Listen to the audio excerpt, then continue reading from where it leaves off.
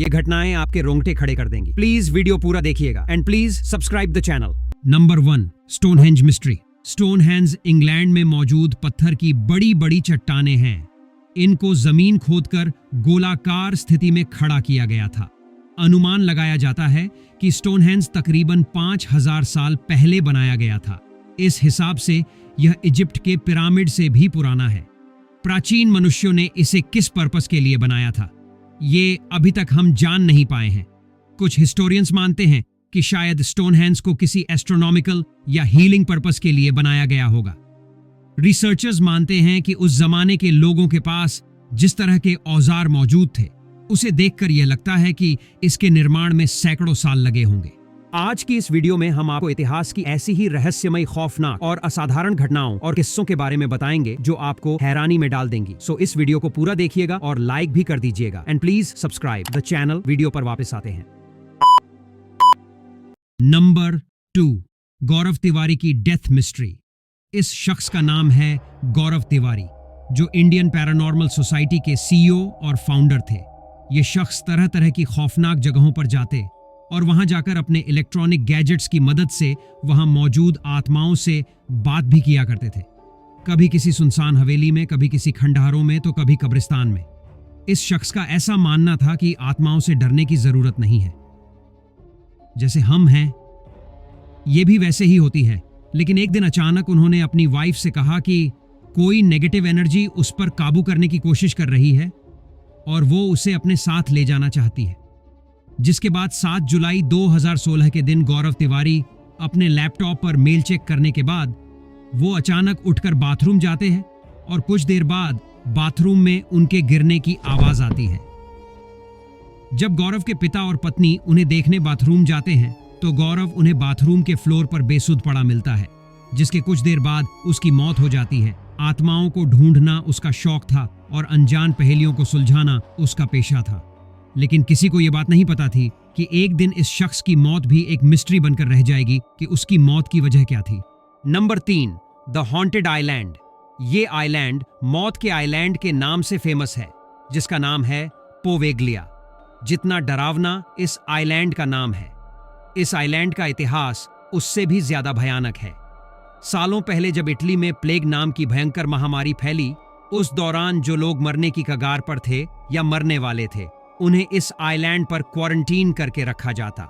लेकिन एक समय ऐसा आया कि इस आइलैंड पर रोगियों की तादाद इतनी ज्यादा बढ़ गई कि जिन लोगों के ठीक होने की कोई संभावना नहीं थी, उन्हें इस आइलैंड पर जिंदा ही जला दिया गया, जिनकी संख्या तकरीबन 1,60,000 के आसपास थी।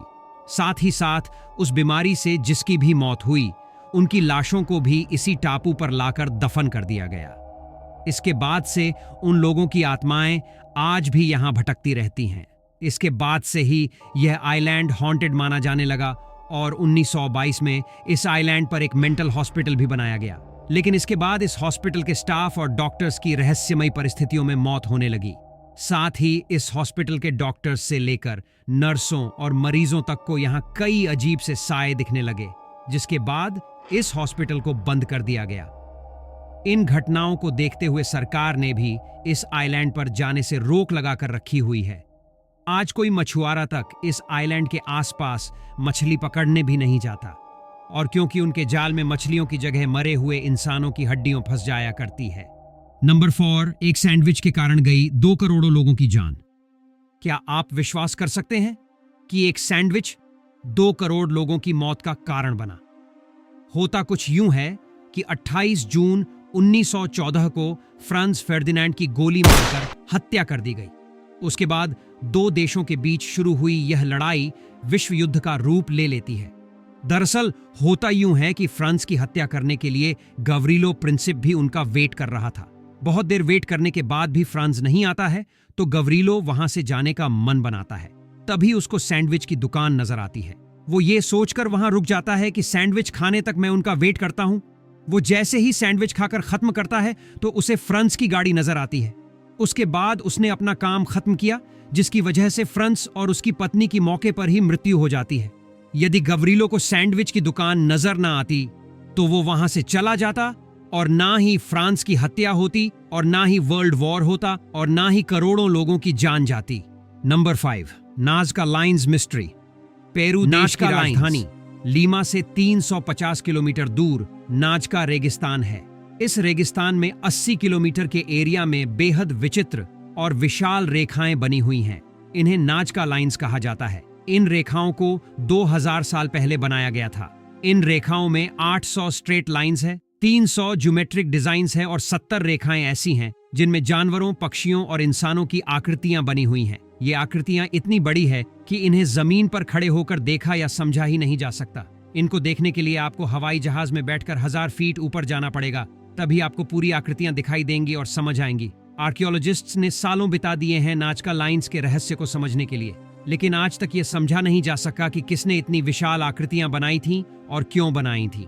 वहां के लोगों की यह मान्यता है कि ये इंसानों का काम नहीं है, ये किसी दूसरे ग्रह से आए लोगों द्वारा बनाई गई आकृतियां हैं। लेकिन अगर इनके पीछे इंसानों का ही हाथ है तो हैरानी की बात यह है कि 2000 साल पहले उस जमाने के लोगों ने बिना किसी आधुनिक टेक्नोलॉजी के ऐसे चित्र बना दिए जिन्हें सिर्फ आसमान से ही देखा जा सकता था। Number 6, rongorongo script mystery. Rongorongo script नाम की एक प्राचीन भाषा है जिसे आर्कियोलॉजिस्ट्स सालों से डिकोड करने की कोशिश कर रहे हैं, लेकिन अभी तक नाकामी ही हाथ लगी है। अगर हम किसी प्राचीन भाषा को समझ पाते हैं तो इससे हमें अपनी प्राचीन दुनिया के बारे में काफी बातें पता चल सकती है और इतिहास के कई रहस्यों से पर्दा उठ सकता है। रोंगो स्क्रिप्ट को ईस्टर आइलैंड में 19th सेंचुरी के आखिर में डिस्कवर किया गया था। इस भाषा में 120 सिंबल्स हैं। इन सिंबल्स का मतलब क्या है कोई नहीं जानता। इस बारे में कोई जानकारी नहीं मिलती कि यह स्क्रिप्ट कैसे और कब वजूद में आई होगी। यह माना जाता है कि 1860 तक भी ईस्टर आइलैंड के लोग इस लिखित भाषा का इस्तेमाल किया करते थे, लेकिन इसके बाद इस भाषा का ज्ञान खो गया। अब हम आपको एक हैरान कर देने वाली बात बताते हैं। ये रोंगो रोंगो स्क्रिप्ट हमारी सिंधु घाटी सभ्यता की लिपि से काफी हद तक मिलती जुलती है। ईस्टर आइलैंड सिंधु घाटी से 20,000 किलोमीटर दूर है। हैरानी की बात है, 2 अलग अलग जगह पर जन्मी भाषाएं एक दूसरे से इतनी मिलती जुलती है। दोनों ही भाषाओं को अभी तक हम समझ नहीं पाए हैं। नंबर 7, क्वारंटीन शब्द के पीछे की घटना। 14th सेंचुरी में जब यूरोप में बुबोनिक प्लेग महामारी फैल रही थी, तब इटली में प्लेग अफेक्टेड एरिया से आने वाले समुद्री जहाजों को 40 दिन तक शहर में प्रवेश करने से रोका जाता था ताकि इन्फेक्शन को रोका जा सके। इटालियन भाषा में 40 को क्वारंटा कहा जाता है और इसी शब्द से क्वारंटीन शब्द निकला है। Number 8, urination on moon. यह एक फन फैक्ट है। बुज एल्ड्रिन चांद पर कदम रखने वाले दूसरे व्यक्ति थे और वे चांद पर मूत्र विसर्जन करने वाले पहले व्यक्ति थे। अंतरिक्ष यान से उतरने के तुरंत बाद ही उन्होंने ये काम कर दिया था।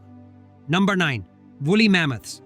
4,500 साल पहले जब इजिप्ट के पिरामिड बनाए गए थे, उस वक्त तक भी हमारी पृथ्वी पर वुली मैमथ्स घूमा करते थे। आज से करीब 4,000 साल पहले हमारी धरती पर से वो पूरी तरह से लुप्त हो गए। नंबर 10, सेंटा एना, जो कि एक मैक्सिकन जनरल और पॉलिटिशियन थे। 1836 में एक हमले में उनका बायां पैर काफी जख्मी हो जाता है और आखिर उनकी टांग काटनी पड़ती है। इस घटना से वो इतने दुखी होते हैं कि वो ये हुक्म देते हैं कि पूरे सम्मान के साथ उनकी टांग की शव यात्रा निकाली जाए। आज की वीडियो में बस इतना ही। मिलते हैं अगली ऐसी ही रहस्यमयी और ऐतिहासिक घटनाओं वाली वीडियो में। अगर आपको आज की वीडियो अच्छी लगी हो तो प्लीज वीडियो को लाइक और शेयर जरूर करें। ऐसी ही और इंटरेस्टिंग वीडियोस देखने के लिए हमारे चैनल फैक्ट वर्ल्ड हिंदी को जरूर सब्सक्राइब करें और डिस्क्रिप्शन में दिए गए लिंक से इस वीडियो के दूसरे एपिसोड जरूर देखें। जय जवान, जय किसान।